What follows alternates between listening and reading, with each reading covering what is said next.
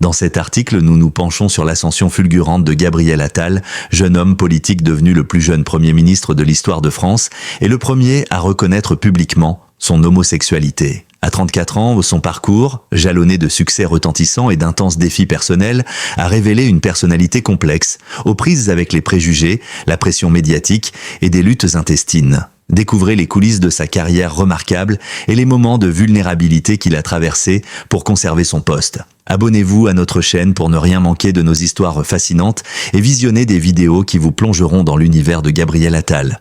Vous serez surpris par ce que vous apprendrez. Une ascension fulgurante au sommet de la politique, Gabriel Attal est né en mars 1989 dans la banlieue parisienne, un endroit modeste mais riche de diversité. Son parcours politique et personnel est marqué par des événements qui l'ont propulsé, à 34 ans seulement, au sommet de la hiérarchie politique française. Attal incarne l'émergence d'une nouvelle génération de dirigeants jeunes, modernes et progressistes. Il est devenu, le 9 janvier 2024, le plus jeune Premier ministre de l'histoire de la France, ainsi que le premier à assumer publiquement son homosexualité.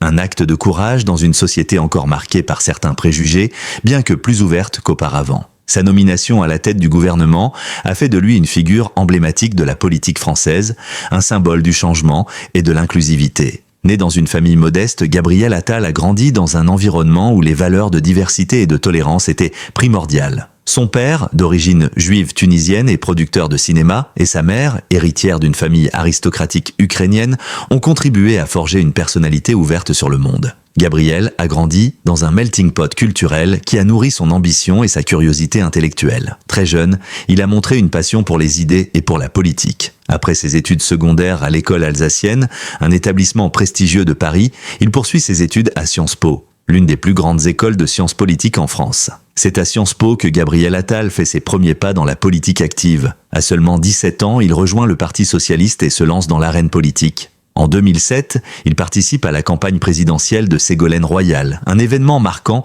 qui lui permet de se faire connaître dans le milieu politique. Cet engagement précoce témoigne de sa détermination à jouer un rôle de premier plan sur la scène publique. Cependant, ce n'est qu'en 2016 que sa carrière prend un tournant décisif.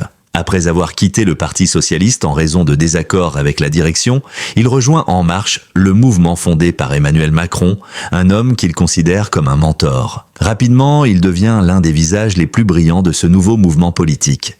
Gabriel Attal se distingue par sa jeunesse, son énergie et son charisme. À 28 ans, il est élu député à l'Assemblée nationale pour représenter la région des Hauts-de-Seine. Cet électorat, souvent perçu comme un bastion de la droite, se laisse séduire par le dynamisme et les idées novatrices de ce jeune homme politique. Sa nomination en 2018 en tant que ministre de l'Éducation nationale est une véritable consécration. À ce moment-là, il est le plus jeune ministre de l'histoire de France à occuper ce poste. Son mandat est marqué par des réformes ambitieuses dans le secteur éducatif. Il met en place des politiques qui, bien qu'elles suscitent des débats, visent à moderniser l'école française, à la rendre plus égalitaire et à combattre les discriminations. L'interdiction du port de l'abaya dans les écoles, bien que controversée, est l'une de ses initiatives les plus médiatisées. De même, son projet de lutter contre le harcèlement scolaire, qui touche de nombreux élèves, fait de lui un défenseur des droits des jeunes. Gabriel Attal ne tarde pas à se forger une image de ministre de l'action, de celui qui n'a pas peur de prendre des décisions difficiles pour réformer en profondeur la société. Mais cette période faste de sa carrière politique ne sera pas sans heurts. En 2018, alors qu'il occupe encore le poste de ministre, Gabriel Attal fait face à une épreuve personnelle qui marquera un tournant dans sa vie. Un de ses anciens camarades d'école décide de révéler au grand jour son orientation sexuelle, un aspect de sa vie privée qu'il avait toujours tenu à garder pour lui. Cette annonce publique, faite sans son consentement, provoque un véritable tremblement dans sa vie personnelle et politique. À une époque où la société française est bien plus tolérante que par le passé, la révélation de son homosexualité provoque des réactions contrastées. Si certains le soutiennent, d'autres réagissent par des jugements et des critiques de virulentes. L'exposition médiatique qu'il subit alors va profondément affecter sa perception de lui-même et de sa place dans le monde. En effet, Gabriel Attal se retrouve au centre d'un tourbillon médiatique qu'il n'a pas contrôlé. Cette invasion de sa vie privée dans le but de satisfaire une curiosité malsaine le pousse à se questionner sur sa capacité à poursuivre sa carrière politique. C'est dans cet océan d'incertitude qu'il commence à ressentir la solitude. Les nuits sont longues dans son appartement parisien, où il se retrouve seul, pris entre les pressions de son travail et le poids de sa vie personnelle qui est désormais exposée à la lumière des projecteurs. Comme il l'a confié dans plusieurs interviews, ces moments de doute sont parmi les plus sombres de son existence. La pression médiatique, les menaces sur les réseaux sociaux et les critiques incessantes pèsent lourdement sur ses épaules. Il confie un jour à un proche qu'il a souvent l'impression que le monde entier lui tourne le dos. Ses sentiments d'isolement sont exacerbés par la crainte que sa carrière politique puisse se briser à cause de cette intrusion dans sa vie privée. Pourtant, c'est aussi dans ces moments de vulnérabilité qu'il apprend à se reconstruire, à apprivoiser cette douleur et à s'en servir pour avancer. Cependant, sa résilience et son désir de continuer à servir son pays finissent de par triompher de ces épreuves. Loin de se laisser abattre, il choisit de tourner cette expérience difficile en une source de force. Mais bien que sa carrière ne cesse de monter, l'ombre de cet épisode douloureux ne le quittera jamais totalement. C'est avec une détermination sans faille qu'il poursuit sa route, conscient que son combat pour l'acceptation, tant sur le plan personnel que professionnel, ne fait que commencer. Les années suivantes verront Attal non seulement gravir les échelons de la politique française, mais aussi affronter de nouveaux défis personnels et professionnels qui mettront à l'épreuve sa capacité à maintenir l'équilibre entre sa vie privée et son rôle public. La solitude et la pression de la vie sous les projecteurs. La carrière de Gabriel Attal, bien que marquée par une ascension fulgurante, n'a pas été exempte de lourdes épreuves personnelles. L'exposition soudaine de sa vie privée au grand jour a constitué un tournant décisif, plongeant le jeune homme politique dans une solitude profonde et une pression constante. Ce qui aurait pu être perçu comme un triomphe, pour certains, une reconnaissance de son talent et de son courage, s'est transformé en un fardeau pour Gabriel Attal. En effet, il se retrouve confronté à la dure réalité de la vie sous les projecteurs, un équilibre fragile entre sa carrière et la gestion de sa vie privée qu'il avait toujours voulu garder à l'abri des regards extérieurs. La révélation de son orientation sexuelle en 2018 a été un choc pour Gabriel, mais aussi un moment fondateur. Bien qu'il ait choisi de ne pas afficher sa vie personnelle au grand jour, un ancien camarade d'école a décidé de briser ce silence et d'exposer cette partie de son identité au public. Un acte qu'il n'a pas contrôlé, qui l'a propulsé au centre d'une attention qu'il n'avait pas désirée. Ce fut un moment d'humiliation publique, et pourtant, Gabriel, avec son courage et sa détermination, choisit de l'affronter. Mais malgré cette résilience, l'impact psychologique de cette intrusion dans sa vie privée ne fut pas immédiat. Au contraire, elle s'est installée progressivement, alimentée par la pression des médias et des réseaux sociaux, créant une spirale de doute et d'insécurité. Il faut comprendre que, même si la société française a évolué et est plus tolérante envers les questions de sexualité, la politique reste un milieu où les normes traditionnelles sont encore profondément ancrées. Être un jeune homme politique, ambitieux et ouvertement gay dans un monde où l'homophobie se cache souvent derrière des paroles déguisées n'est pas un parcours facile.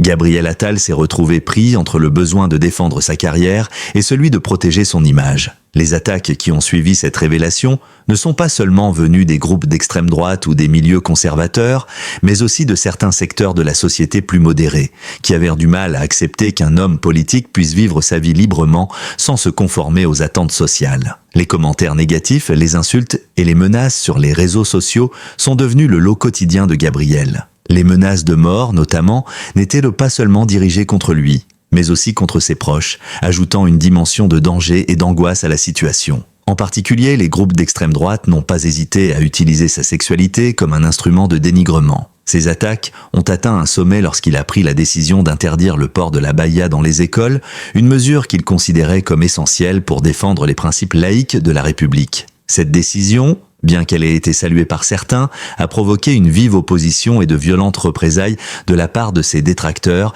qui ont vu dans sa position une forme de provocation et d'atteinte aux valeurs traditionnelles françaises. La pression ne s'est pas arrêtée là. Gabriel Attal a dû affronter des moments où il se sentait isolé, incompris et parfois même accablé par le poids de son rôle. La solitude est devenue son compagnon quotidien. Ses nuits étaient longues, souvent passées à réfléchir dans le silence de son appartement parisien, seul avec ses pensées et ses doutes.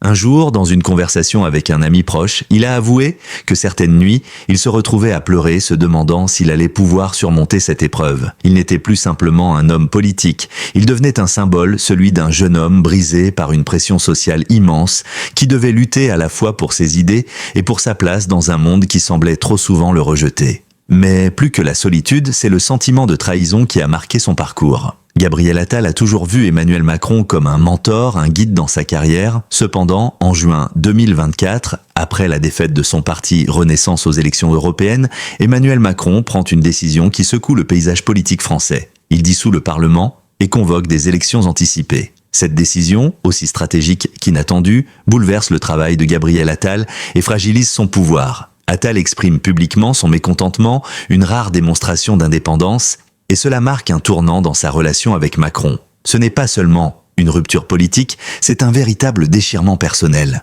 Il se sent trahi par celui qu'il avait soutenu depuis ses débuts. Cette rupture est d'autant plus douloureuse qu'elle survient alors qu'Attal avait mis tout son cœur et son énergie dans des réformes importantes, notamment dans le secteur de l'éducation, mais aussi dans la lutte contre l'extrémisme. Son échec à mener ces réformes à bien, son incapacité à faire passer ses idées au-delà des crises politiques, ont été perçus comme un échec personnel. Dans un discours prononcé lors de la passation de pouvoir à Michel Barnier, Attal a exprimé sa déception face à son passage éclair à Matignon. Un aveu rare mais sincère, qui montre une vulnérabilité jusque-là dissimulée sous une façade de ministre inflexible. Il a confessé se sentir déçu par la brièveté de son mandat, comme si son travail n'avait pas été pleinement reconnu par ceux qui l'avaient soutenu. Pourtant, derrière cette façade, Gabriel Attal continue de se battre, de chercher des réponses à ces questions. Peut-il continuer à diriger, à inspirer, dans un environnement politique et personnel aussi hostile? Ces nuits passées à se demander si le chemin qu'il empruntait était encore le bon ont été un moment clé de son évolution personnelle. Face à ses doutes, il n'a jamais abandonné.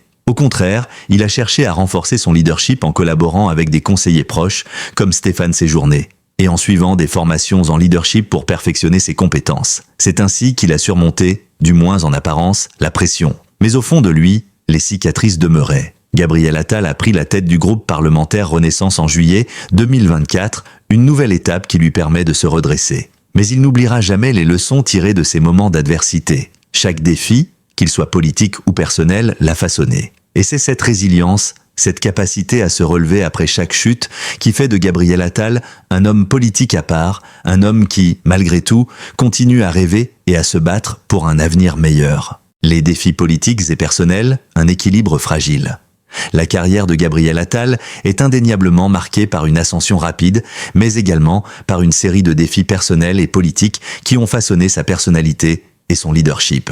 Alors qu'il semblait avoir tout pour réussir, ses expériences, ses épreuves et ses moments de doute ont révélé un homme politique à la fois fort et fragile. Chaque victoire a été payée au prix de sacrifices personnels et chaque échec a été une source d'apprentissage, un tremplin pour sa rédemption personnelle. Mais au-delà de son parcours, c'est l'équilibre qu'il a dû maintenir entre ses responsabilités publiques et sa vie privée qui est au cœur de son histoire. À 34 ans, Gabriel Attal porte le poids d'un âge qui, pour beaucoup, est celui de l'ambition sans frein, mais aussi celui des premières blessures politiques. Son mandat de Premier ministre, bien que bref, a été un test pour sa capacité à gérer la pression. Il a dirigé la France dans des moments d'incertitude, traversant des crises politiques, des manifestations en Nouvelle-Calédonie à l'attaque terroriste contre une synagogue en août 2024. Chaque événement a mis à l'épreuve sa résilience et son leadership, mais aussi ses capacités à maintenir une image publique de force et de stabilité. Sa gestion de ces crises n'a pas toujours été applaudie par ses adversaires politiques, mais elle a montré un jeune homme politique déterminé à défendre ses idéaux,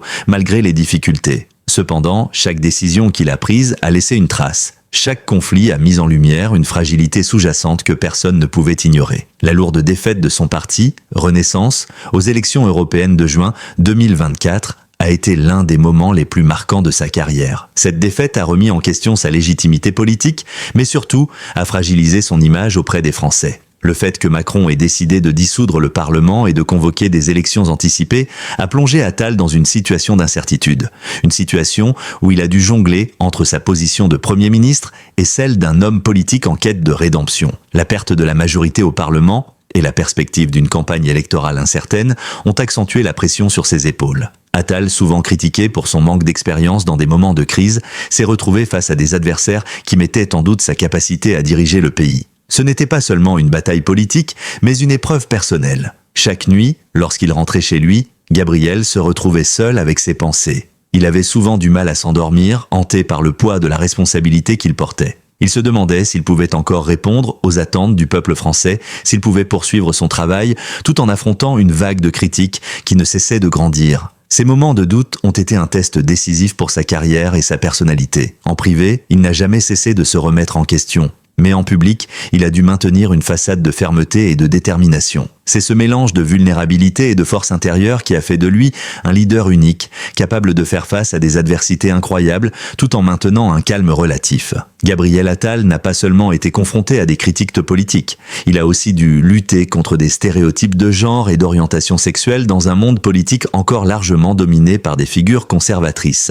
L'un des aspects les plus complexes de sa situation a été de trouver un équilibre entre sa vie privée et sa carrière publique. Attal, tout en s'imposant comme un homme politique d'envergure, a dû accepter de vivre sous les projecteurs. Il a compris que chaque décision, chaque action allait être scrutée, analysée et souvent jugée par un public exigeant. À cela s'ajoute la nécessité de préserver une certaine image de lui-même, de ne pas laisser transparaître la fatigue, la tristesse ou les doutes. C'était là un défi permanent, concilier sa réalité intérieure avec l'image qu'il devait renvoyer. Parfois, cette frontière floue entre sa vie personnelle et sa vie publique devenait une source de tension, comme lorsqu'il se retrouvait à jongler entre la gestion de crises politiques et les pressions venant de ses propres sentiments de vulnérabilité. Mais Gabriel Attal a continué à se battre. Dans un environnement politique de plus en plus polarisé, où la critique est omniprésente, il a fait de sa résilience sa plus grande force. Lorsqu'il a pris la tête du groupe parlementaire Renaissance en juillet 2024, il a prouvé qu'il n'était pas seulement un homme politique de passage, mais qu'il avait l'ambition et la volonté de s'impliquer sur le long terme. Il a compris que sa carrière politique ne se résumerait pas à une série de victoires faciles, mais qu'elle serait marquée par des combats de tous les instants. Et même s'il a eu ses moments de doute, il a toujours su retrouver son chemin, se réinventer et faire face aux critiques tout en restant fidèle à ses convictions. Aujourd'hui, à 34 ans, Gabriel Attal est devenu une figure incontournable de la politique française, un homme dont le parcours est fait de hauts et de bas, de moments d'intense solitude mais aussi de victoires politiques significatives. Son histoire est celle d'un homme qui a su transformer ses faiblesses en force et qui, malgré les épreuves, continue à se battre pour ce en quoi il croit. Il est un exemple de résilience, de courage et de détermination, un leader qui a surmonté les obstacles pour se forger une place dans un monde politique complexe et parfois implacable. Son parcours, toujours en construction, inspire non seulement ceux qui croient en lui, mais aussi ceux qui, comme lui, ont dû lutter pour faire entendre leur voix dans un monde qui n'a jamais cessé de les juger. Gabriel Attal, malgré les cicatrices, reste un homme d'avenir. Son histoire ne fait que commencer. Merci d'avoir pris le temps de regarder cette vidéo jusqu'à la fin. Nous espérons que vous avez apprécié cette plongée dans l'histoire fascinante de Gabriel Attal, un homme politique qui n'a cessé de surprendre et d'inspirer par sa résilience. Si vous avez aimé cette vidéo, n'oubliez pas de vous abonner à notre chaîne pour ne rien manquer de nos prochaines vidéos passionnantes. N'hésitez pas à laisser un commentaire pour partager vos impressions ou poser vos questions. Nous adorons échanger avec vous. Restez connectés, car de nouvelles vidéos, riches en contenu exclusif, arrivent très bientôt. À très vite.